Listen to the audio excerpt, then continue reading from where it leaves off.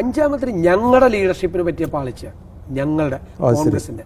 കാരണം എന്താ, ആന്റണി മന്ത്രിസഭ 2001 വരുമ്പോൾ 62 MLA കോൺഗ്രസ്, ലീഗിന് 20 MLA, അതിന്റെ 19 MLA. 62 കോൺഗ്രസ് MLA കോൺഗ്രസിന് മുഖ്യമന്ത്രിയും സ്പീക്കറും 10 മന്ത്രിമാരും കിട്ടി. ലീഗിന് 4 മന്ത്രിമാർ. 2011 വരുമ്പോൾ ഈ 62 നിന്ന് ഞങ്ങളുടെ MLA എണ്ണം 38 കുറയുകയാണ്. ലീഗിന്റെ എണ്ണം 20. 20 MLA. അപ്പോൾ ഞങ്ങൾക്ക് ഈ 10 മന്ത്രിയും മുഖ്യമന്ത്രിയും ഞങ്ങൾക്ക് ഈ സ്പീക്കറൊക്കെ അതേപോലെ തന്നെ നിൽക്കുകയാണ്, ഞങ്ങൾക്ക് ഒരു കുറവില്ല. അപ്പൊ ലീഗ് ചോദിച്ചത് ചീഫ് വിപ്പാണ്. ചീഫ് വിപ്പ് ഒരു തെറ്റുമില്ല. തെറ്റുണ്ടോ? വല്ല തെറ്റുണ്ടോ? ഇല്ല. ചീഫ് വിപ്പ് കൊടുക്കാൻ പറ്റിയില്ല. PC ജോർജ് ഉള്ളതുകൊണ്ട് PC ജോർജിന് കൊടുത്തു. അപ്പോൾ ഞങ്ങളുടെ ലീഡർഷിപ്പ് അവരോട് പറഞ്ഞു ഒരു മന്ത്രിസ്ഥാനം തന്നേക്കാം എന്ന് പറഞ്ഞു.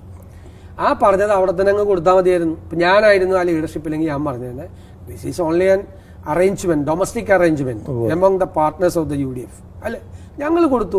ഈ ഇക്വേഷൻ പറഞ്ഞാൽ മതി.